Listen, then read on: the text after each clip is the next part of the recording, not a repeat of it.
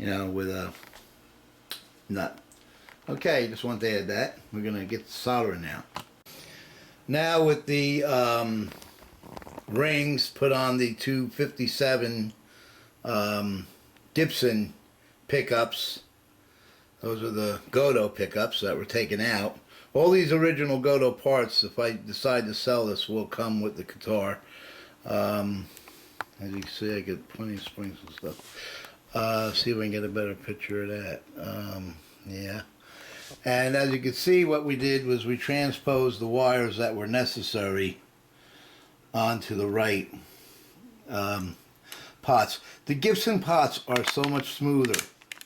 There's no doubt about it that the quality in the CTS pots are smoother than the Godos. But apart from that, I want to make it all a Gibson. The only thing I'm not going to make Gibson is the switch. I'm going to keep that switch because it's good, and the switch is a switch.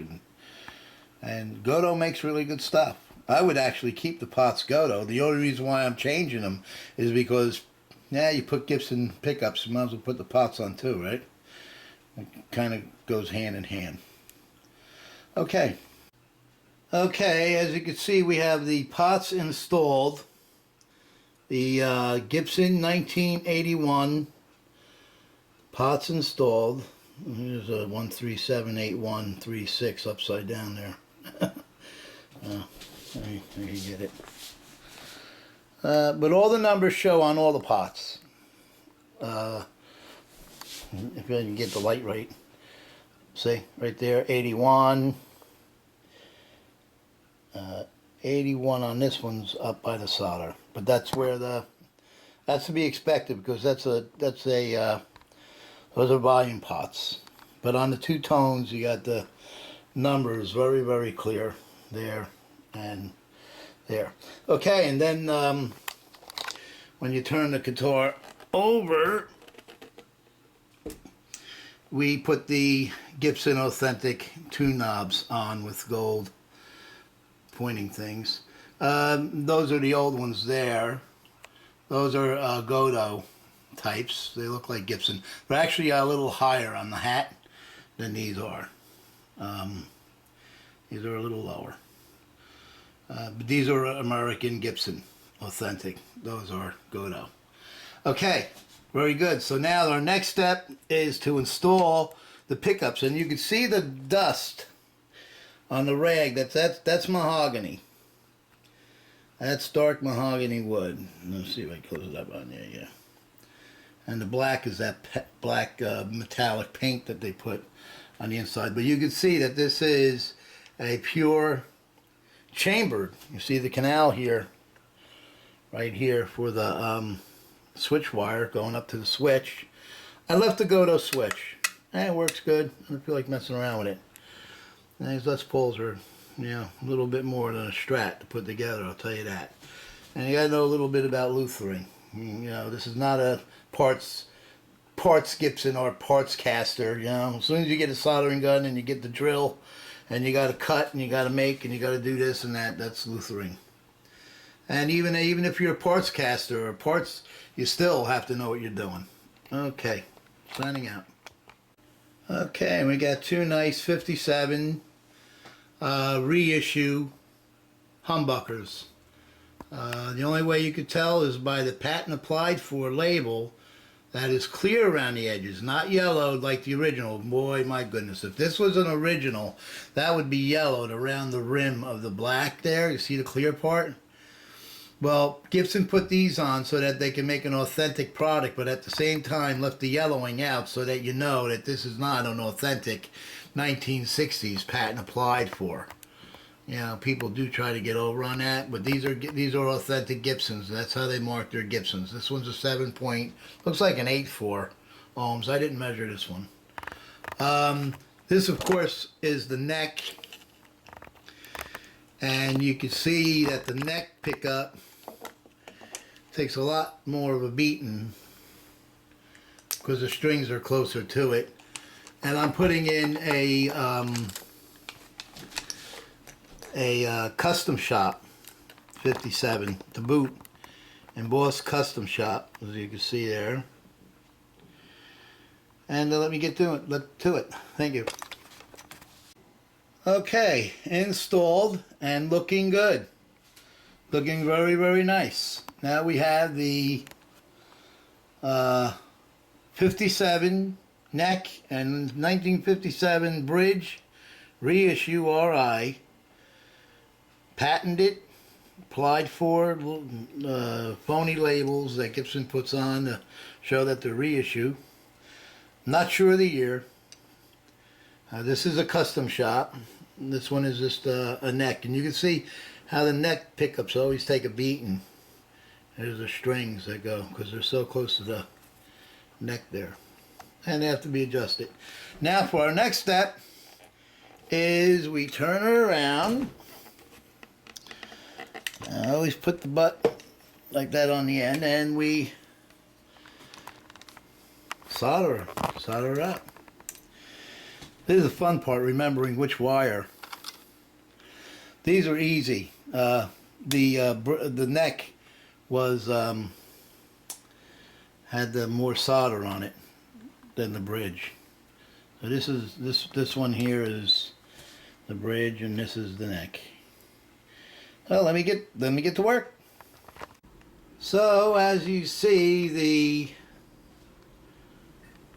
pots are now soldered all in place. The bridge and the neck are properly soldered to they're correct. The top volume and tone knobs are for the neck, and the bottoms here are for the bridge. And I twirled them all in nicely so the wires fit in, not hanging around. Everything's securely soldered and tight. Now the black paint is a metallic paint that serves as an anti-magnetic field for around the pots, and also acts as so you don't need that can or that plate that they used to put in there. Plus there's magnetic anti-magnetic washers on the pots.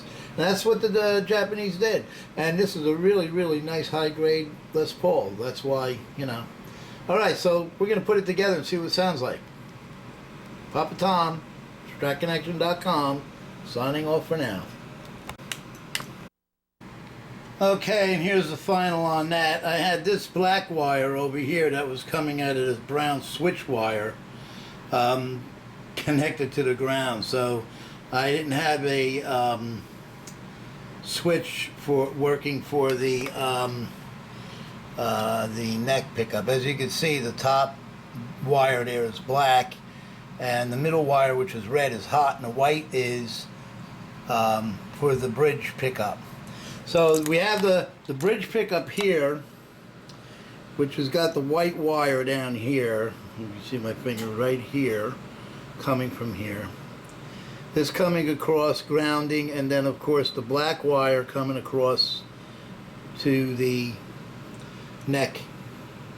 And everything works fine. I just tested it. Now I'm going to close it up and then let you hear it. Yeah, I know. I was just about ready to string her on up. In fact, got the strings hanging here. New addition. I added a Gibson logo. But of course I didn't cover, I covered over, but didn't take out the Greco logo underneath. Nice job, huh? That's the way you have to go with the G. Then I'm going to get the Gibson, you know, logo that goes, the gold one that goes across here. You know, Les Paul. Yeah. Model. Real nice. So it's going to be an authentic Gibson / Greco. As you've seen the body before. I got sidetracked. I decided to, because the guitar sounds so clean, and these 57s are so full of rich tone, the neck always gets beat up the worst. These are like 80s pickups. Not sure about this one. The custom shop, maybe 90s. All right, but underneath the arbor, you'll see the Godo name right there. See, there you go, Godo. So all the parts and everything that I have here, these are going to be going with, if I decide to sell this, I'm seriously deciding to keep it. Yeah, I love it. It's beautiful. But if I do decide to sell it, all the Godot parts will go with it.